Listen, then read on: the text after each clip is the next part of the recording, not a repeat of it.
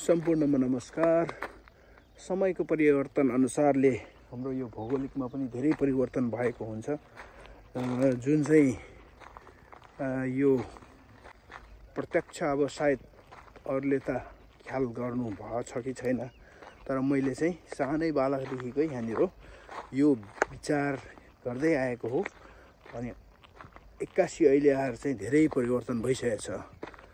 जस्तै यो क्लिपमा अब तपाईले देख्न सक्नुहुन्छ, यो चाहिँ एउटा कटुन्जे खोला भन्ने हो, बसामा पर्छ, जुनमा चाहिँ हामीले सानोमा हुँदाखेरि एकदमै खोलामा आएर माछा मार्ने, पौडी खेल्ने गर्थ्यौँ।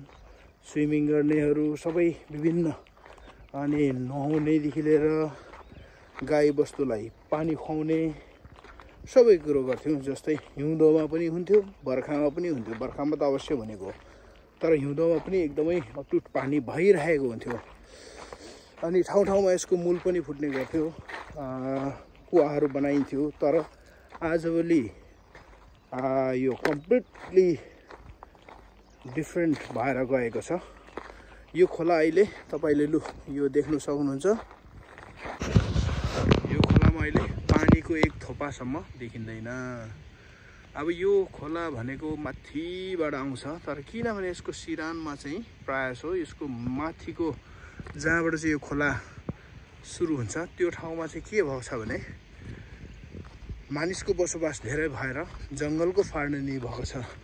वास्तवमा भन्यो भने यो डाँडादेखि उता जङ्गल देखेको यो सबै जङ्गल थियो। यो माथिल्लो बाटो भन्छ यहाँ मासतिर छ, यहाँनिर यहाँदेखि माथि सबै विशाल जङ्गल थियो, एकदमै धेरै ठुलो जङ्गल थियो। अनि यसको माथिको पहाडको फेदीसम्म पुरै जङ्गल थियो। तर अहिले तपाईहरुले विश्वास गर्नुहुन्न होला, यो माथिल्लो बाटोदेखि लिएर त्यो पहाडको फेदीसम्म, यो माथिल्लो बाटोबाट लिएर पहाडको फेदीसम्म सबै मानिसको बसोबास भएको छ। जङ्गलको कम्प्लिटली फाडनी भएर केही छैन, जङ्गलको नामो निशान। त्यही भएर यो खोलाको नतिजा के भयो, पानीको अहिले थोपा छैन पर हिउँदोमा।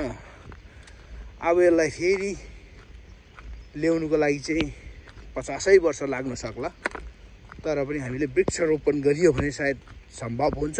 यदि गरिएन भने त्यो पनि कम्प्लिटली असम्भव छ। भनेपछि वृक्षको कति महत्त्व छ, वृक्ष रोप्नु अनि त्यसलाई जगेर्ना गर्नु, वन जङ्गलको सुरक्षा गर्नु कति आवश्यकता छ भन्ने कुरो तपाईहरुले यहीँबाट बुझ्न सक्नुहुन्छ। लु हेर्नुहोस्, यो सानोमा यो खोलामा सबै ठाउँमा कुवाहरू पानीहरू भइरहेको हुन्थ्यो। तर अहिले लु हेर्नुहोस्, म यो बिहानको यसो मेरो घरबाट के कस्तो रहेछ भन्दै घुम्नु आएको। अहिले बिहानको झन्डै 7 बज्नु आँट्यो, तर पानी भनेको एउटा छैन। रित्तो बोतल बोकेर हिँड्दैछु म, खानुको लागि त होइन, यसो बोक्नु पर्यो भनेर छैन। अब यस्तै कारणले गर्दाखेरि हामीले यो विशेष गरी हाम्रो त हुनु त बढ्दो जनसङ्ख्या अनि अलिअलि शिक्षाको पनि कमी भएको हो। ठुलो हिसाब गरेर गणितको यो हुनेवाला छैन। यसमा दिमाग दुखाउनु पनि पर्ने कुरै छैन। साधारण वृक्ष रोप्ने, त्यसलाई हुर्काउने अनि संरक्षण गर्ने, त्यति मात्रै हो। यहाँनिर कुनै साइन्टिफिक मेथड चलाउनै पर्दैन। यति गरियो भने हाम्रो विश्वभरि नै ग्लोबल वार्मिङको समाधान हुने सम्भावना छ। अन्त मैले नेपालमा हेरेको, सबै नेपालभन्दा नेपालमा जतिको धेरै वन जङ्गल चाहिँ छैन रहेछ अरू ठाउँमा। मलेसियामा छ अनि ब्रुनाईमा छ, त्यहाँभन्दा उता चाहिँ खै सायदै होला। हेर्नुहोस् यो खोलाको नजारा, माथिदेखि लिएर तलसम्म केही छैन। अब यो खोलाले दिने भनेको बालुवा गिटी मात्रै हो, त्यही बालुवा गिटी मात्रै छ, अरू केही छैन। त्यो पनि अब यो भनेको सार्वजनिक हो। अब इन्डिभिजुअलले बेची खायो भने त्यो पनि खत्तम हो। यो चाहिँ हाम्रो पहिला हाम्रो सीताबाउ तेतेको जग्गा पर्थ्यो जस्तो लाग्छ होला। अहिले त कसको हो थाहा भएन, तर यो माथि हाम्रो विनोद भतिजहरूको घरहरू। यसलाई चाहिँ पहिला माथिल्लो टोल भन्थ्यो। यहाँ पनि पुरै विशाल झाडीहरू भएकोले गर्दाखेरि मलाई एकदम ठुलो जङ्गल जस्तो लाग्थ्यो सानोमा आउँदाखेरि। तर अहिले ल हेर्नुहोस् एकदमै पातलो। त्यो डिलहरू त कति अग्लो अग्लो लाग्थ्यो। यो माथिल्लो टोल जानु भनेको त निकै टाढो लाग्थ्यो। सायद केटाकेटीमा सानो सानो पाइला भएर हो कि दूरी निकै टाढो लागेको, तर पनि टाढै जस्तो लाग्थ्यो। अहिले त खोइ त यहाँको त्यहीँ, अनि यहाँनिर खोइ छैन केही पनि। बाँस चाहिँ अझै पनि राम्रै रोपिरहेका छन्।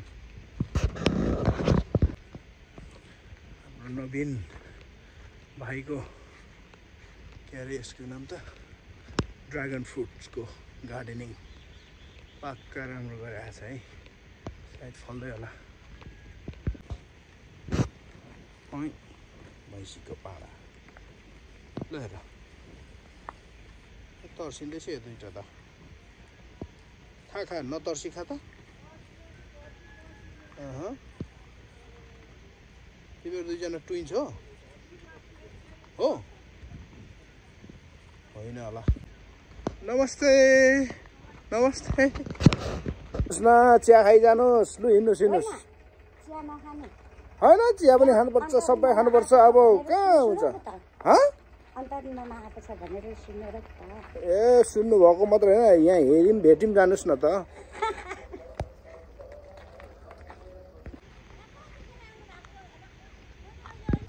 यो चाहिँ हाम्रो घर। बिहानको नजारा एकदमै घामले गर्दाखेरि राम्रो आउँदो रहेछ। म चाहिँ आज माथिसम्म डुलेर आएको। माथि डुल्नु गएको थिएँ क्या भाउजू। त्यहीँ बसेर लु भयो। अब बिहानै मैले यसो उ गरेको मात्रै। आज चाहिँ जसरी पनि सक है अबेला गरी राख्नु भन्नुलाई जान्छु के त्यति मात्रै किन भो मलाई होइन। त्यो जोड्दै गरेको र मासला खण्ड दुईवटा छ हौ। दुई ल्याएर छ त्यो सकेपछि फेरि लगेर दिनुपर्ने। भोलि चाहिँ नाना पक्राउँछ है यता जाने भोलि।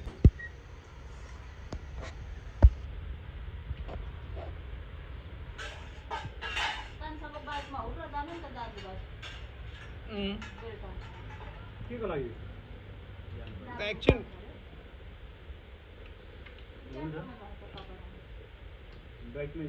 एकैछिन पुगेर आउने मात्रै हो क्या।